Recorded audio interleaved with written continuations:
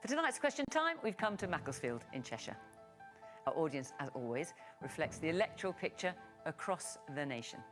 Welcome to Question Time on the BBC News Channel, iPlayer and Sounds.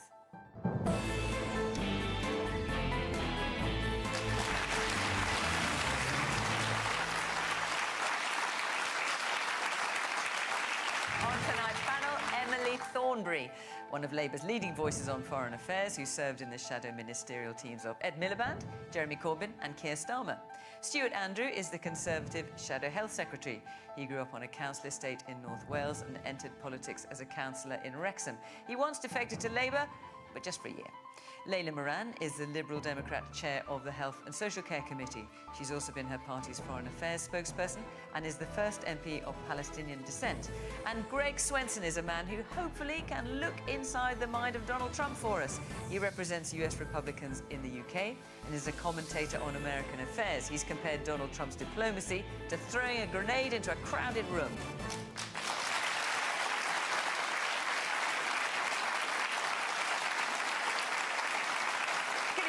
Welcome to our panel. Welcome to our audience here in Macclesfield. Very good to see you. And of course, welcome to you at home watching on your sofas. If you want to join in the conversation on social media, feel free. Otherwise, just sit back and see what everyone here has got to say. Let's take our first question, which is from Harry England. Why are we still fostering a special relationship with Donald Trump and the US when his recent actions prove that he can't be trusted? Well, it's been pretty lively this week, hasn't it, with Donald Trump? Greg, I'm going to come to you first, because I think you probably have a greater understanding, or certainly sympathy with Donald Trump's position. You know, we've had a week where he's threatened to take over Greenland, he's threatened to impose tariffs, he's insulted NATO allies. I just want to tell you about something he's also said this evening about NATO allies in an interview with Fox News. He talked about NATO not coming to help the United States if it needed them. And he said, we've never needed them. They say they sent some troops to Afghanistan and this or that. And they did. They stayed a little back, a little off the front lines. What do you make of that? Yeah, it's a mistake. And look, the president is very unfiltered and often doesn't have his facts perfectly lined up. We all know that not only was the UK fighting alongside of us in both of those wars, but so was Denmark.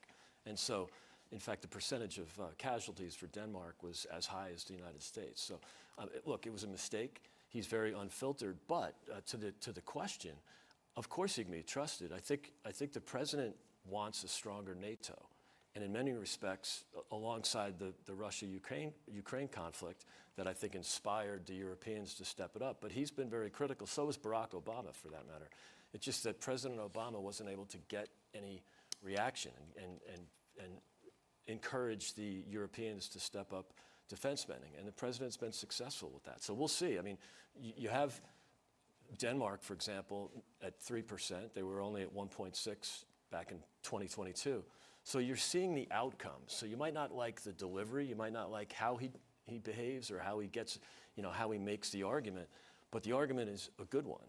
And so in this case, obviously a mistake on the reference to Afghanistan and Iraq, but the outcome is that we'll have a stronger NATO, whether that's because we have more defense mechanisms in Greenland or you have all the countries in NATO, all the European countries, committing to 5% of GDP. Whether they get there is a different argument. Emily, what do you make of that comment by Donald Trump? It's not a mistake. It's not a mistake. It's so much more than a mistake. It's an absolute insult. It's an insult to 457 families who lost someone in Afghanistan. How dare he say we weren't on the front line?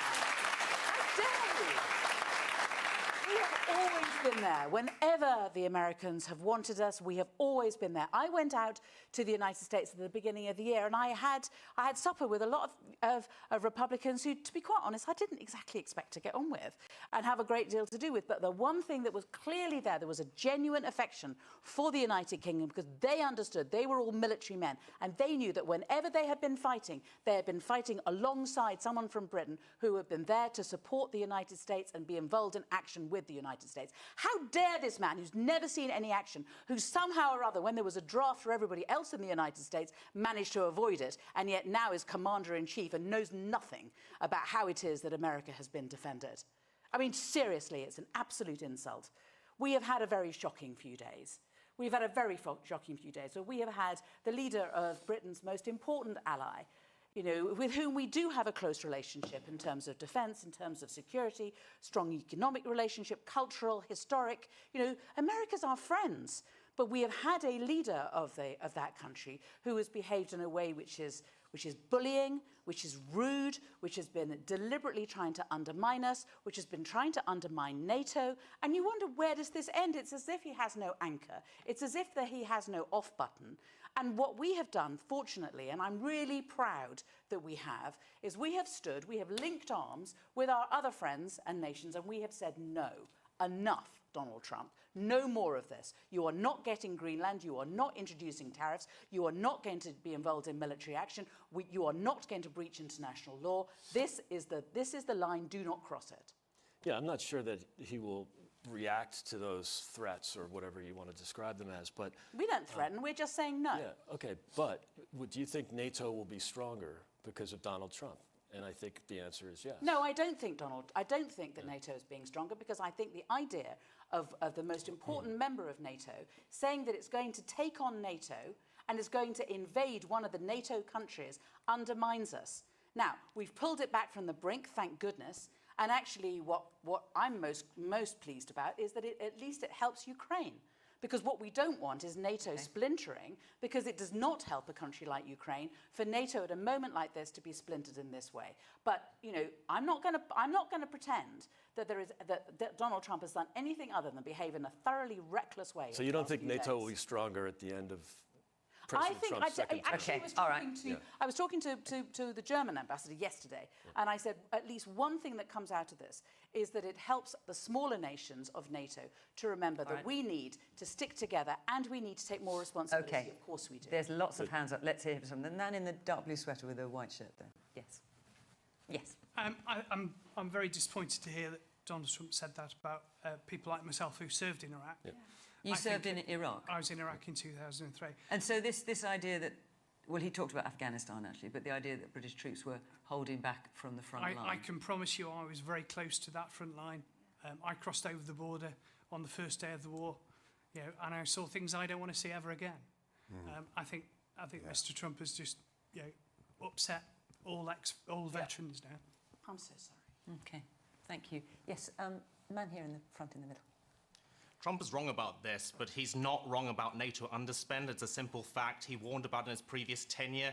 We had the Bundeswehr and certain NATO exercises wielding brooms instead of machine guns. He warned about Angela Merkel's closing relationship with Putin and over-reliance on Russia for energy, which undermined European security. And the truth is, no matter what you say about him, he is getting NATO to uphold their commitments to their 2% spend. We're in a more dangerous world with Russia and China. We have to arm, and we need to start taking the threat seriously, and Trump is getting that.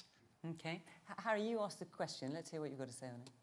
My only worry is that say that NATO gets stronger, but is threatening other NATO countries with tariffs, with the ways going about it, even if NATO's stronger as a result, the means aren't worth the end. We shouldn't have one NATO country threatening another NATO country. Exactly. Okay, Greg, I'll come back to you on that. Yes, man in the middle at the very back. Yeah. Yes, you. Yeah, I don't know why no one expected this sooner. I mean, the United States only own all their land, unlike the continental United States. They only own the land because they moved in with military force and then forced them to buy it, forced them to sell their land that they didn't want to sell. There's already, like, tons of tribes that are being sat with massive money that they didn't want to receive from the United States. So why... Where are you talking about in particular? Sorry, I can't remember the name. But it's in Northern America. Oh, so you're talking about Native Americans? Yeah, Native Americans. Yeah. So the fact that we can recognise all of that, and then suddenly, oh, they're doing the exact same thing, but it's Denmark to a bunch of white people who, you know, that's just, yeah. That's unsurprising to you? It's unsurprising to me, yeah. Stuart? So Harry's question, by all means feel free to comment on what Donald Trump said this evening about NATO troops. But Harry's question is, why are we still fostering a special relationship with Donald Trump when his recent actions prove he can't be trusted? Do you think he can be trusted? Well, firstly, on the comments that have been made, I want to echo that they are disgraceful comments, and I want to say thank you to the gentleman who did serve for us. There are many people in this country who served both in Iraq and Iraq and Afghanistan, many of whom lost their lives, but also many more who came back with life-changing injuries, and we should say thank you to them, and it is appalling that that sort of comment has been made. Does that mean, though, that we risk our special relationship? No, because actually our relationship with America, and that's what it is, this is a relationship with the country, is so important for our defence, for our security, and for our safety. And do you think he can be trusted? That's well, Harry's I mean, question. the only thing I will say is, you know, a few weeks ago, were we all talking about the security of the Arctic? No. And we are now. No, but now, we I'm were talking about Yeah, Venezuela a couple of weeks ago. And no, but I'm not. it goes on and I'm not saying that I agree with the methods of getting there. But actually, there is a very serious threat in the Arctic. There is a very serious threat, and Russia will expose that and use it against us. And do you think so we threatening to invade was the way to get people to pay attention? No, absolutely not. And that's why we were absolutely behind what the Prime Minister said. You know, that you cannot say we will, you know, you'll punish other countries with tariffs because you want to get your way in Greenland. That is not anything to do with the other NATO countries. That is for Greenland, the people of Greenland, and for the Kingdom of Denmark to decide. But, you know, for me, there's a danger to do a Love Actually moment here, but for me, a relationship means that you can be honest and frank, and that is what we have done this week. We've been honest and frank with the President to say we will not tolerate you threatening tariffs, and we will not tolerate you trying to go against the sovereignty of the people of Greenland and the rights of the Kingdom of Denmark. Layla. Who needs enemies when you've got friends like Donald Trump? Seriously. And the Liberal Democrats have long argued now, we should have learned from the first Trump presidency. We know what this guy's like. We're in a school. He's a bully. You're absolutely right, Emily. He's a bully. He's behaving like an international gangster. And they only understand strength. They only understand if you aren't strong enough to stand up to them on your own, you get your friends around you and you do it all together. And I think what this has shown us is that the kowtowing, the kissing of the hand that we've seen, and it has been so difficult to watch Keir Starmer and David Lammy go out there and be best pals and fishing with Vance and all of that. And I understand it was hard to see, but they were making an argument for it. We said, this is going to backfire. They don't care. And then what we saw this week is, lo and behold, they stole our lunch money one time, we caved, and why are we surprised that he did it again? He's going to keep doing it until we work out who our friends really are. And I think this is what this is doing. But you could argue this week that he hasn't done it. That he hasn't invaded Greenland. For now. And the tariffs have not been imposed. For now, but do we really want to have to go through this over and over? And it wasn't until, Mark Rutte got him in a room and made some kind of a deal that I don't think Denmark or the people of Greenland had anything to do with. But also, the EU got together, suspended trade talks, and then put 93 billion euros worth of potential sanctions against him. And we all stood in lockstep. He also achieved the unbelievable, which is he got all political parties across the whole spectrum in this country coming out against him. I mean, maybe that's a good thing, maybe not. But this is not the way grown-ups behave. And there are serious questions about his mental acuity. I mean, that is not just a small mistake. I completely agree. It's an absolute insult to brave veterans who have served and died for this country. It's not good enough. So I think it's putting into sharp relief that the way this government has approached Donald Trump is the wrong approach. It's time to have some dignity and stand up for ourselves. I don't agree. I think that actually Keir Starmer has behaved like a grown-up this week. No, Keir Starmer has. I'm talking about Trump. Yeah, but, the way to respond is the way that Keir Starmer has. And he has done it politely, a lot more politely than I would.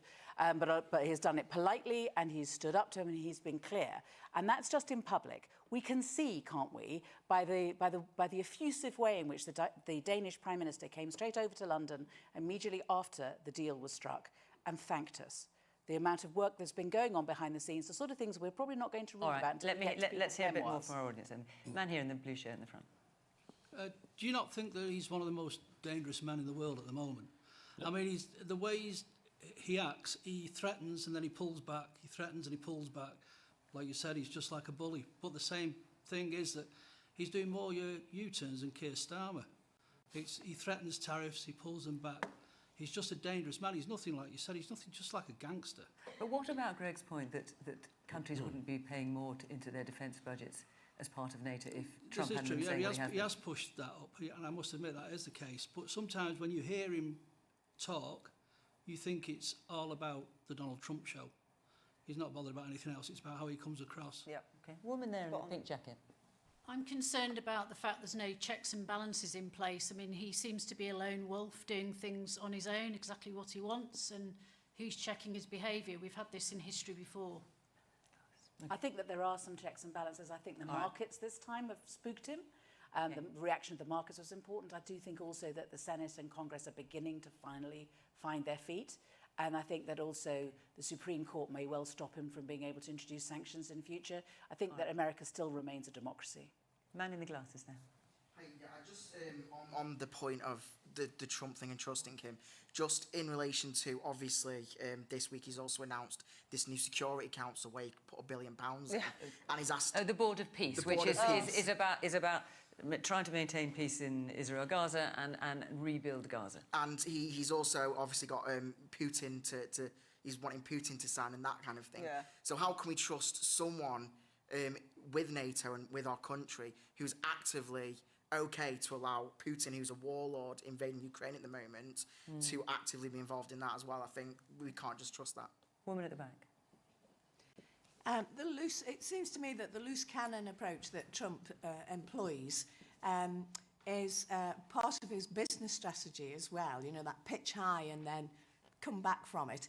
But I also think about Russia and China, and what are they doing? Are they sitting back and laughing, you know, with their arms folded and some popcorn and a drink and watching all this chaos that is ensuing because this man has, as someone said earlier, thrown a grenade into the European Union and the European and Greenland, etc. So what are they learning from how Trump is behaving? Is there anyone here? We had one person in the front who I don't want to put words into you, sort of making the case for what Trump has been doing. Is there anyone else here who takes that view? Yes, woman at the back in the glasses. Let's hear from you. I think Trump is one of the most powerful leaders in the world. And when he makes his threats, he does actually get things done. He's involved in all the peace talks around Ukraine, Russia, Iran, Gaza, Israel. What's the UK government doing? What's Keir Starmer doing? Okay, the man here in the front. I wouldn't say I trust Trump, but I trust America. But it's a weak Europe that has allowed him to do this. So he can kind of do what he wants. But I think ultimately America we can trust. But if we had a stronger Europe, then today we actually sort of over the last couple of days we've actually shown that we are a little bit strong, and he did listen to us then. But if we'd done that from the beginning, and we had a strong NATO, might not have been in this position. Yeah. So Greg, first of all, I just wonder what you think about what you're hearing. And listen, I'm not trying to paint you as the spokesperson for Donald I'm not trying to put you in that position. I don't work for the campaign. You're the head of Republicans overseas UK, so we're going to try and pick your brains on this. Yeah. How should we see the world order developing under Trump? I mean, one of the criticisms that is made of him is that his view is might is right. Sod the diplomacy, sod international law, issues of sovereignty, all a bit inconvenient. As long as you're powerful, that's the only thing that matters. Is that fair?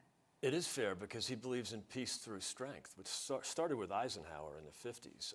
Ronald Reagan got most of the credit for it because he developed it as a concept and he used the term quite a bit, but it was actually Eisenhower doing it quietly. And so, that's what he wants. He wants peace through strength. And so he's settled armed conflict so far. He's very conscious of China and Russia as adversaries. That's why he wants to control, to some degree, Greenland so we can develop the Golden Dome, we can develop more defense mechanisms. He doesn't want Russia to jump into the arms of China. Russia and China together is a much bigger threat than Russia and China divided. So he wants to bring, at least try to bring Russia into the Western fold. The only time they really behaved well in the last 80 years since the war has been when they were more integrated with the West in the 90s. Didn't last more than a decade, unfortunately. But so I think he sees the fact that you know, keep your friends close and your enemies closer. There's a certain honesty to that. And Mark Carney and Keir Starmer are now reaching out to China. That's not the outcome we want. No. But we also want to make sure that Russia is not reaching out to China. I mean, they already have this sort of loose partnership, but you know, with China being the much bigger partner, obviously. So there's no doubt that America has pivoted to Asia in terms of our defense policy. In the Obama years, we took our capabilities of a two-front war down to 1.5, and now it's down to 1, really. And on the special relationship, you know, that is going to continue. That's not, I mean, there's speed bumps, you know, as Stuart said, you know, sometimes friends have disagreements, sometimes friends misbehave. I mean, friends don't generally call each other stupid, do they? Yeah, you know, he's an equal. To be fair, some do. Well, okay. It's not generally what you'd expect at a kind of diplomatic statement like that. He called an entire audience stupid because, you know, he's picking on alternative or clean energy. And of course, I thought that was great that he backed away from net zero. But, you know, when he says you're stupid if you buy windmills, you know, is it tasteful? No. Is it diplomatic? No. But he's a different kind of president. He's all about outcomes. And polite diplomacy hasn't really worked for the last few generations. It didn't work for President Obama when he used polite diplomacy to ask his friends to spend more on defense because the burden was all on the United States, and you had a threat from Russia, you know, not too far from your front door. And so that didn't work. So he's using a different method. He's done this before. It's amazing how, you know, where you throw, you know, you say something provocative, everybody freaks out for a few days, and then the outcome is good. And so he's done that first term, second term. You might not like it. I know they don't like it in polite diplomatic circles and the salons of Paris, but well, hang on a minute. If you're Greenland, yeah, you probably feel a little bit more strongly than you don't like it if someone says we're going to take over. Sure, I mean, it's interesting. We talked about sovereignty for Greenland. I mean, they're a colony. Well, not a colony officially. They're a territory of Denmark. So it's kind of odd talking about sovereignty when they don't have it. And I'm quite sure they'd like self-rule. I know that it polls very well in Greenland.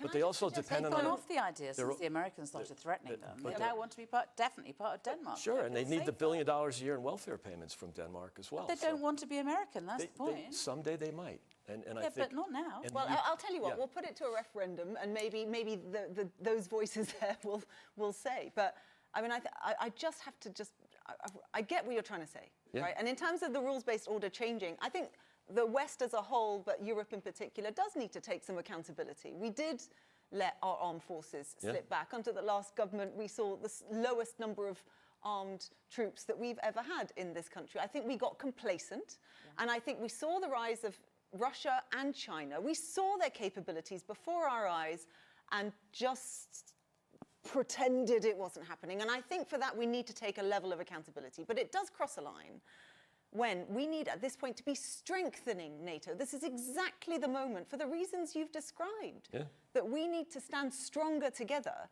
And when he threatens to invade a fellow NATO member, that is implosion of something that should be strengthened. So absolutely, we should be increasing our defence spending. Absolutely. In order to prepare for peace, you have to prepare for war. As for bringing Russia into the Western fold, when Russia has invaded Europe, I mean, that's essentially what we have a battle thinking going long term. On. Well, I mean, to the lady's point at the back, I think Russia and China this week are laughing at us, and it's disgraceful. All right, I'm going to make. So will you forgive me? I'm sorry. I've got to get some other questions in because I've seen the questions you submitted tonight, and I think you'll have our guts for garters if there's one in particular we don't get to. So anyway, I just want to tell you where we are next week, which is King's Lynn. And the week after that, we're off to Dorking. So if you live in or around King's Lynn or Dorking, you'd like to come and be part of the Question Time audience, apply to the website, all the instructions in there, and hopefully we will see you. Right, Daniel Clark, where are you sitting? Where are you? Brilliant, off you go. Given the number of defections to Reform UK, is the death of the Conservative Party imminent? Right. So Reform now has 7 MPs. Their numbers swelled by Robert Jenrick, former Conservative Shadow Justice Secretary, Nadeem Zahawi, once Conservative Chancellor, only for a couple of months, but nonetheless he served, not currently an MP, and Andrew Rosendale, Shadow Minister for Foreign Affairs. Is the death of the Conservative Party imminent? Well, I think you know that I'm going to say absolutely not. If it's not looking good, is it? Look, I'm not going to pretend that this week and the defections have been easy. Of course they haven't. And for some of my colleagues, those have been quite incredibly painful because they are people who they have supported, they're good friends of. And the manner in which, well, certainly one defection was done, I thought was pretty appalling, frankly. But what I have seen this week within the parliamentary party and within our shadow cabinet is an absolute determination to carry on with the project that Kemi Badenoch has been doing, which is the renewal and the rebuilding of our party. And yes, it's going to take time. I get that. It's not going to be easy. And when you've got Robert Jenrick saying, when he was in government, there wasn't a principle the Conservative Party wouldn't betray. I mean, that's got to hurt. Yeah, well, look, and is it true? Well, the funny thing is, he was in the government. So, you know, I do have some issues with some of the statements that Robert has been making. And I would say, I'm afraid, being quite frank, that I think after party conference, when Kemi gave, I think, one of the best leaders' speeches I have seen for a long time, I think it started to dawn on him that the opportunity to challenge her was diminishing. Then she had her excellent response to the budget and the Prime Minister's questions and so on. And this week, she acted decisively with him. She is the strong leader that we need to get us united and to get the policies that will get this country working. And I have full confidence that, you know, it will take time and it's not been easy. But I have seen my colleagues in Parliament and my party members in my association who are absolutely determined to do the job, support Kemi, unite and rebuild. Layla. Anyone here watch The Traitors? It makes you wonder what it's like round the Conservative shadow cabinet table. You don't have to comment at all, but I do. It's very, very united, even more so now. Well, I do wonder. And then they go off in side rooms and have conversations because it invariably look like, you know, this drip, drip, drip of. And you're right to point out Robert Jenrick was, you know, a bit of a failed minister. He didn't take his defeat gracefully for the leadership, but he also didn't do that well when he was a minister either, and he's gone over. And the others that have gone over, I don't think a lot of your colleagues are terribly sad about. I mean, one of them, I shan't betray any confidences, but said that Reform was the best natural laxative the Conservative Party has had in some time, which felt strong. Gosh, not Layla, my words. That's an unpleasant not my image, words. I think. I know, not really. the best image. Not the best image. I think, but I will say something though, and I don't think these psychodramas within parties are actually very good for democracy. No. And we had enough of it, frankly, from you lot at the last election. We really looked forward to not having that in this Parliament. And unfortunately, it looks like you're all continuing to squabble like rats in a sack. Well, what about, hang on, Layla. We've got big issues in this country, like the NHS, like the cost of living, that we need to get on and solve. So I really hope that this doesn't continue. For all of our sakes, we've had enough. But Layla, why aren't you doing better then? You've got 72 Lib Dem MPs. We've got 72 Lib Dem I know, MPs. but look where you are in the polls. So the latest poll of polls, you're last. I mean, apart from some little parties hardly anyone's heard of, you're below Reformed, Tories, Labour, Greens, and then it's the Lib Dem. And then if what is going wrong with your party? And in other polls, if you look at who's the most trusted leader, it's Ed Davey and the Liberal Well, he's never Democrats. getting anywhere near it on the polling at the moment. What's going wrong? Well, all I will say to that is we've got 72 Lib Dem MPs, way more than at the last election. Right by you, you've got Cheadle and you've got Hazel Grove, very nearby, places that we won because. So why aren't you doing better? That's what I'm asking you. We are doing well. Well, and not in the polls, you're not. Well, I'll tell you what. Here's a poll that really matters. By-elections last year, actual ballots in boxes. Which party won the most number of by-elections of any of the parties, including Reform? The Liberal Democrats. When it comes to actual ballots in boxes, which are the only polls I care about, we are doing very well. We're looking forward towards May, and we think at the next election, especially with the right split in the way it is, and us competitive and Tory-facing seats, we are going to continue to do very well indeed. Thank you. Briefly, you wanted to come back in. I just want to make this point that, you say the shadow cabinet is divided. I've never seen it more united. We are working together. Well, next week, maybe. Next week. I mean, hang on. That was only a week ago. What I mean by that is, Robert was going off and doing his own thing with his videos and what have you, but the rest of the team have been working incredibly closely. Andrew Rosendale, Shadow Minister for Foreign Affairs, he left last week. In the Shadow Cabinet, I've been working with our Shadow Education team on mental health because obviously it's important for my portfolio. Likewise with Helen Waitley in DWP. We are working very much as a team. No one else is going to defend. No one else is going? Well, You I've sure? no idea. All right. All Okay. I know is in our Shadow Cabinet, we've been working incredibly hard. Our Shadow teams are doing the same. Greg, are the Tories facing extinction? I don't think extinction, no. And I think it is the oldest party in the world and the most successful party in the world. They're really good at winning elections. I was very critical of the Tory party during the last 2 or 3, or the last 2 or 3 years of their when they were in power. And so I think there's some parallels to what's happening in the U.S. The MAGA movement, the Trump movement, is very similar to reform. It's when large groups of voters are disappointed with all the parties. So even, Tory voters were disappointed with the Tories. I think in many ways they governed from the center left during Boris Johnson and David Cameron, Theresa May. I think, so there's that voter frustration. It's why not only the MAGA movement in the US, but look at Vox in Spain and AFD in Germany and National Front in France. I mean, the parties of the right in the Netherlands, for example, the parties of the sort of new parties of the right are leading in many Western European countries. You can even say that the current Italian government is reflecting that. So I think, the rise of reform, there's so many people who could be in both parties, right? You've seen. What about Liz Truss? I mean, as I understand it, you think she's been the most successful leader for the Tories in recent years. No, I didn't say that. Did you not? I thought you thought she was the best thing to come out of the Tory party. From my perspective, I didn't say she's the most successful. Obviously, you think she was the wasn't best, if she lasted 45 days. But and by the way, Liz is a friend, and I'm all for her. But her policies were the only ones that were policies of the right.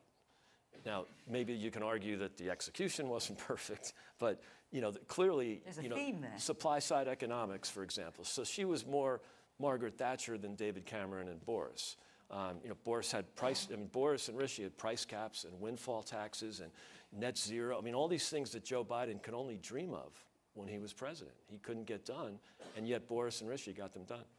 Woman here in the green top. And there was just reference to democracy, and I don't really understand how constituents vote in an MP and they can defect to another party and there isn't a by-election. Just don't understand how that can work. Yes, because Robert Jenner said he's not going to have a by-election. Yes. And the woman here in the front in the pink sweater. I think the Conservatives defecting to reform will do reform more harm than good. I think the voters spoke at the last election for Conservatives, and for them to be defecting now to reform, I think that's damaging reform, and I think they are slightly dropping in the polls, which is And you think that's why? Pardon? You think that's why? Yes, I do. Okay. Yeah. Man behind you. It's not just Conservative, though, is it? Nigel Farage, over these last few days, has stated that there's a prominent Labour MP planning on defecting and going over to reform. I'd be interested to hear what Emily would say to that. Presumably it's not you, Emily. Well, let's ask, Emily. Who is it? No, is there such a person? It's not me.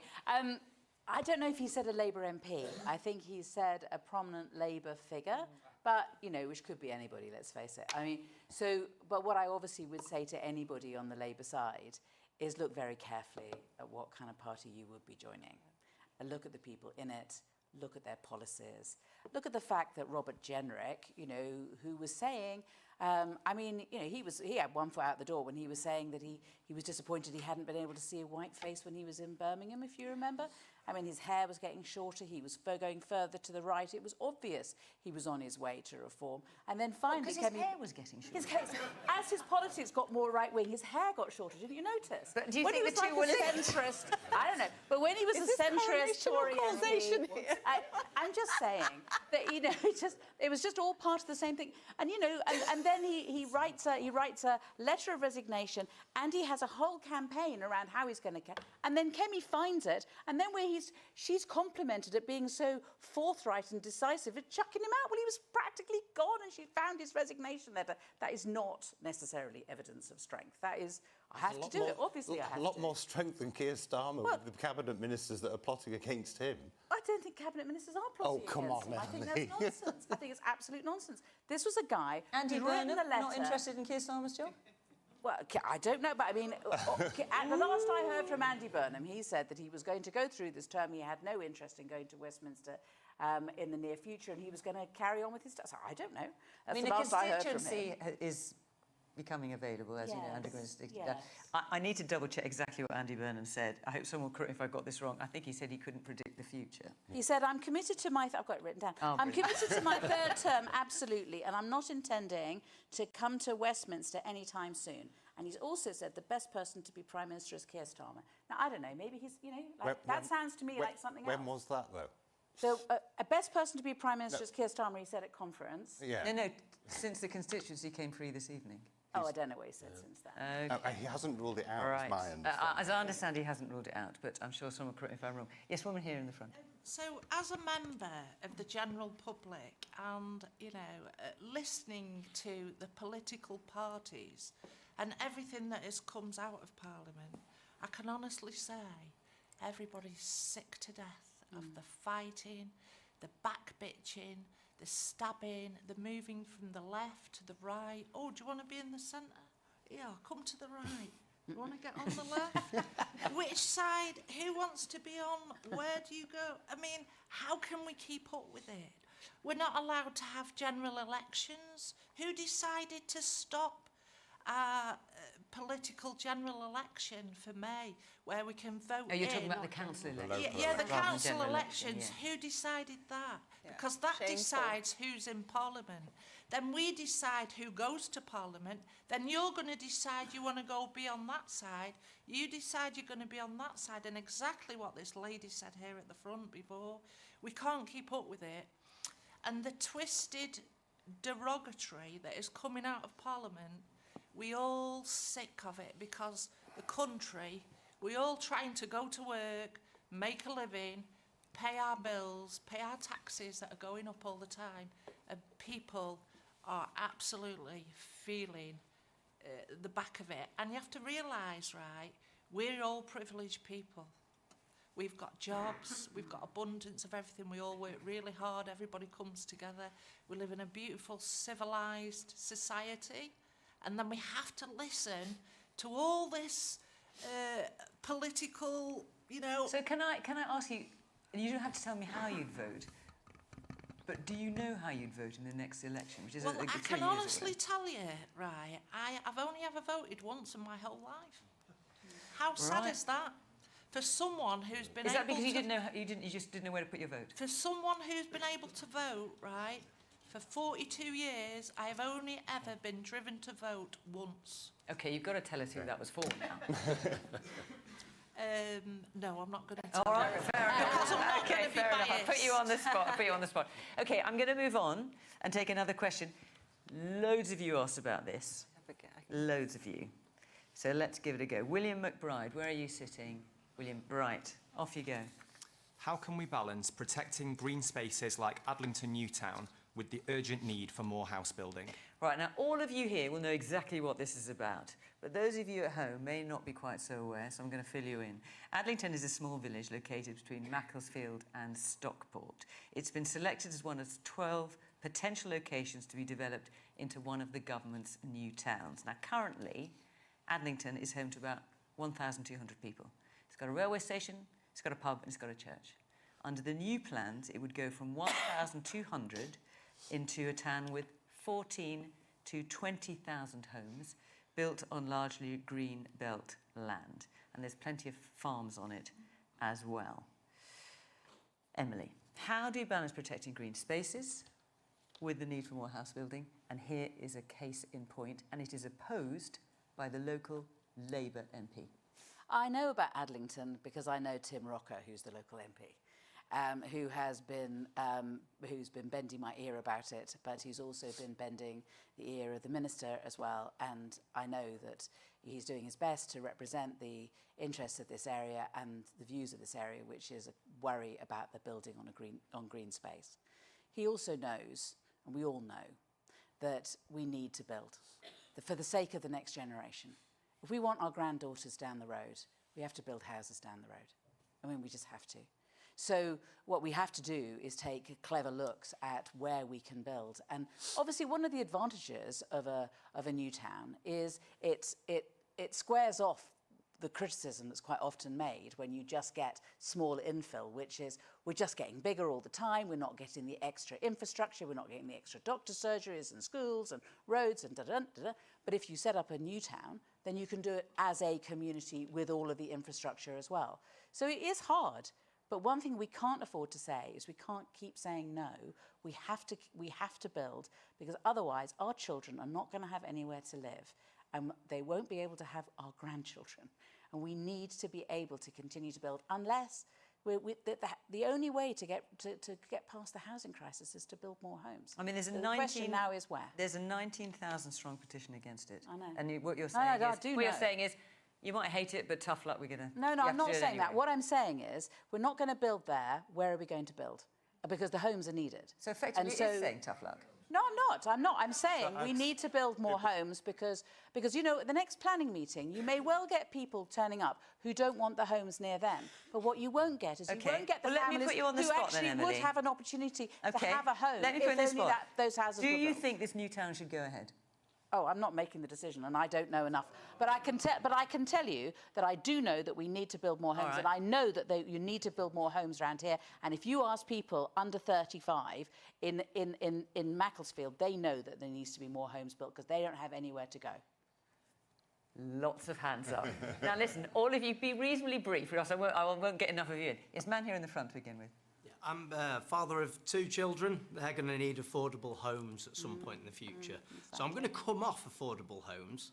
I'm going to talk about food security. In a world of defence threats and climate threats, how is building on farmland going to help us with food security for the nation? You said let's talk to people under 35. I'm going to take a risk. I think you're under 35 at the very back there. Is that fair? Right. What do you think of this? Well, I just think it should have been proposed not by a private company. And on top of this, there should have been at least some sort of consultation with the local public. Yeah. Do you support the idea? No. You don't? No, not OK. Woman there in the stripy top. I'm going to sideswipe the question slightly to the other issue you have is how do you expect developers to be able to develop these when the costs for them are growing exponentially? There was a citing not so long ago that their costs are going to increase by like 3,000% in the next 10 years. What, building costs? Yeah. They've got costs of funding, they've got costs of materials, they're all increasing exponentially. And it's actually not viable for a lot of developers to fund and work on these like you expected to before. So more and more developers are actually going into receivership, are going into liquidation, and you're not going to have the developers around to do these assets in the first place. Woman in the... I can't quite see what you're wearing, but the long brown hair, yes. Hi, yeah, I'm under 35. I'm from the local area. The answer is brownfield sites first, and we have plenty of that in Macclesfield. The answer is also affordable homes. There is not a single home in this proposal under £400,000, which is not affordable. Yeah. What about the woman in the middle? Who can get a microphone to her? Yes, there you go. My concern is that the cost, if they go ahead and build these houses, how can the government actually justify it when they've got other policies to do with protecting carbon capture and things? The costs far outweigh the benefits. Like, yes, we need houses. I'm also under 35 and I don't own a home. I aspire to one day own one, but I don't aspire to own a home in Adlington Newtown because they wouldn't be within my price bracket. How can a government that's saying, yes, we're all about ecological About the environment. Yeah, we're all about the environment. We want to offset carbon costs, but we want to dig up farmland and release carbon willy-nilly and sacrifice wildlife and the green that makes England so. And the woman next to you? Emily talked about infrastructure, but the problem with these big developments is that the houses come first and everything else follows much later, and it's the other surrounding areas like Poynton and Macclesfield that will bear the brunt of it, and their services are already stretched. And I agree that I do hope these developers go into receivership and that we concentrate on brownfield sites. And so look, one of the reasons we wanted to take this question, I mean, we choose our questions based on what you are most interested in. It's pretty much as simple as that. And as you know, you submit your questions when you arrive this evening, and we make our decision based on that. But what I think we're hearing, and the reason I wanted you to discuss on the panel tonight, is I suspect a microcosm of the debates that are going to be had every time one of these new towns is proposed.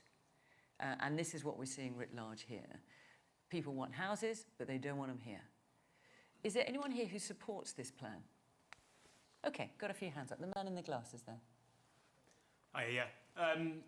I'm under 35 as well. I support the new town. I think a lot of people who are against it have lost faith in the state, the country's ability to deliver big projects like this. So people think, well, we'll never get the schools, we'll never get the GPs. This is all a load of rubbish, basically.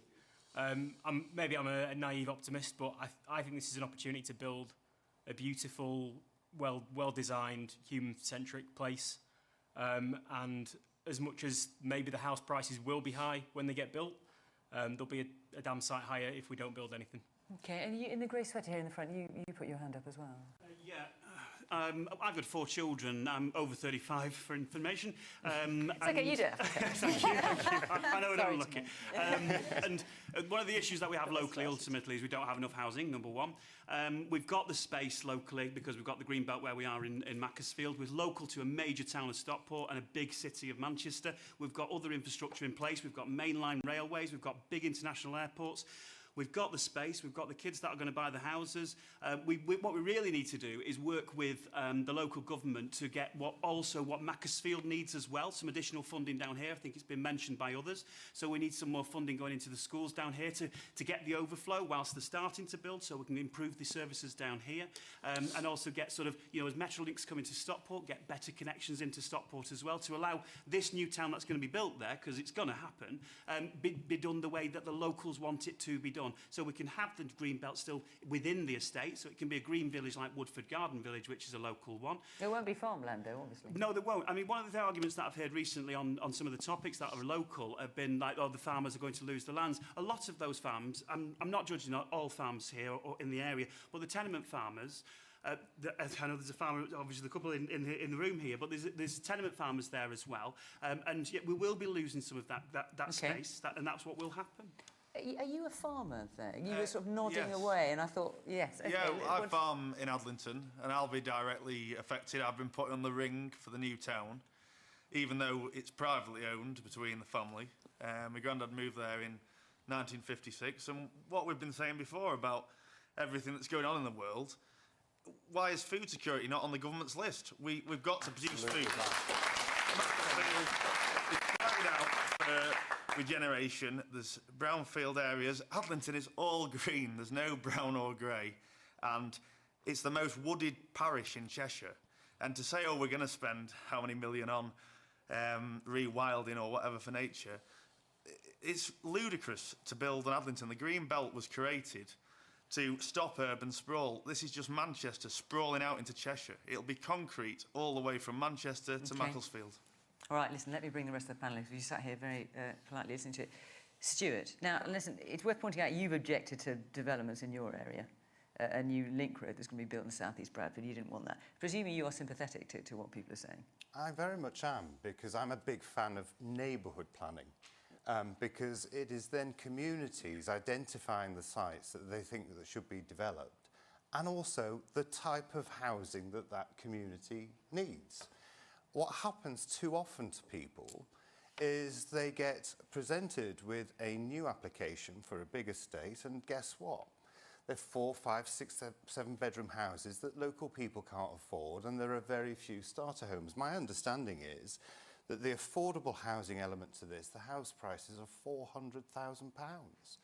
Well, you know, you need to earn a lot of money to be able to afford that. I also understand there are 178 brownfield sites in East Cheshire alone. Why are we not regenerating those first? Why are we not putting the houses there and allow the local people to identify them? And I'm sorry to say, but things are going to get a lot worse because the government have introduced the Planning and Infrastructure Bill, which is taking local voices away from these big decisions. They're centralising... But isn't that, in the end, the only way to get it done? Not Because if people it's are going to always going to destroy object these to them. people's community. Yeah, no, and listen, I'm not defending. Don't get me wrong. I'm not saying that's what should happen. But in the end, because obviously the house building record under the Tories was lamentable. No, Isn't it wasn't in the end, actually. No, it wasn't actually. Well, it was nothing like what you planned to build. 2.8 million houses were built during our time, and in the years from 2018, they were the highest number of houses being built in 30 years. It was far less than you pledged to build. But the reality is, well, this government are having a problem, and I get it. But that's why I say, let's do neighbourhood planning. We've never really done that properly, in my view. Because if you said to these people here, identify the sites for the types of houses that their families would need, I bet you, and the evidence is in some places where they have done this well, they've ended up building more houses than they've needed in the end. So I believe in giving it to local people to work, and not just big developers coming along and deciding what they are going to have to put up with. Layla. I find myself totally agreeing with neighbourhood planning, but I will say, under the last government, it wasn't all that much better.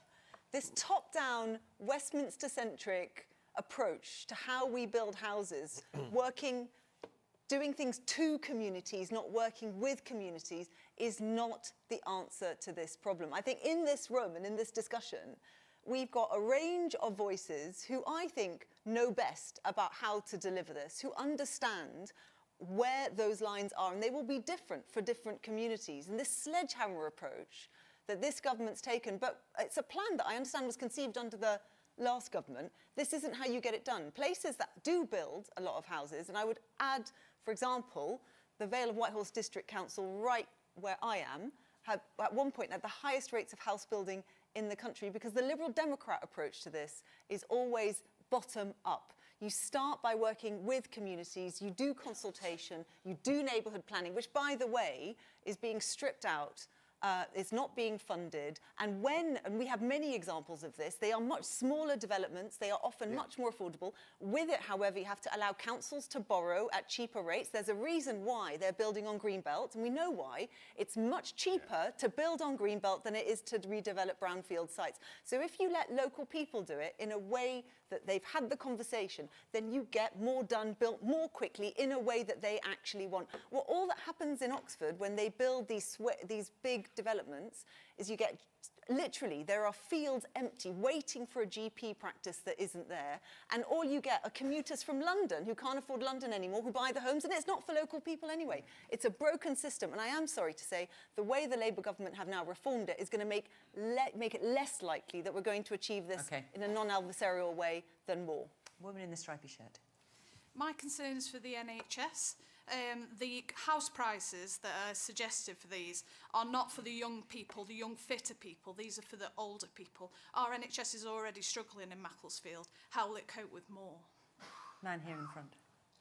Yeah, I just want to say building on greenfield sites is one thing, but the utter rubbish which some of the major house builders are putting up and getting away with is just totally the quality unacceptable. of the housing. Yeah, just very true. Awful. You know, the snagging issues, you know, crumbling brickwork, you know, real dangerous electrics, all sorts, and it's doing that on a greenfield site is just appalling, I think. Woman at the very back there.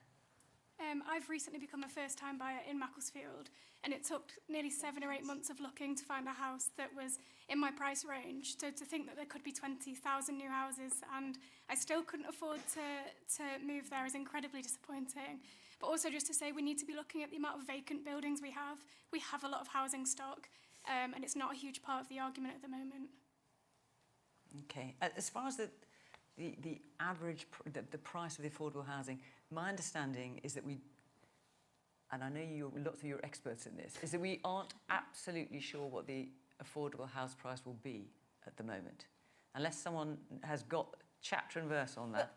So we're all talking about 400 grand. I'm not sure that's a fact. Greg, I know this is not necessarily your wheelhouse, as the Americans like to say, but what's your view? But I think it's a problem everywhere, and we're seeing young people in the U.S. that are having problems buying houses for a number of different reasons. But I think what I've heard from the audience is fantastic, which is the local solution. And I've heard brownfield mentioned a few times. I know it's more expensive to build on brownfield, but the market will figure it out. Let the free market do it. I'm totally with Layla on this. Shocker. It should be done locally. And so top-down management never works, especially in housing. Yep. Like education, it's a local issue. Luckily in America, we have 50 different experiments to different states. You might guess that I kind of lean to the red states, but what's happening in California and New York is criminal, because people have to leave the state to be able to buy a home because of the over-regulation and the not-in-my-backyard crowd. So, and I know, that the NIMBY crowd exists everywhere. So it has to be done locally, because you don't want top-down, because every neighborhood is different, every market is different. Can I make a very quick point, Fiona, about the word affordable? So affordable is often described as 80% of market value. But that's, when in an area that's unaffordable to begin with, that's not helpful, because that's not actually affordable. It should be a definition that is determined by the average wage of the people in the area. And secondly, we focus a lot on the buying, but also, can I just make a case for social rents? Because so many people, even especially young people, they're paying such exorbitant rent that they can't even afford to save up the deposit to think about putting it down for that first house. Actually, if we focused a bit more on social rents, as well as what you might sell it for, then I think we might actually solve some of the problems for the young people who want to buy the houses in the future. Man in the glasses there. I can't help but thinking that at this early stage, if we engage in the process in good faith, a lot of the arguments against it at the moment are around infrastructure, but we potentially have the opportunity to work to find lots of improved infrastructure for the wider area in terms of schools, hospitals, railways and roads, and that this could potentially be a big opportunity for the area. All right, so I've got just about a minute left. Let me hear a couple more views. The woman slightly further forward in the flowery shirt. Just to say that if the infrastructure for the NHS, where are you going to get that from? My father's recently been in hospital and he spent 3 days in a chair waiting for a bed, and you want to build more houses. And the NHS aren't coping now. So where do you think you're going to get the infrastructure for the NHS? Man in the check shirt here. Before you build 20,000 houses, could you fix the potholes, please?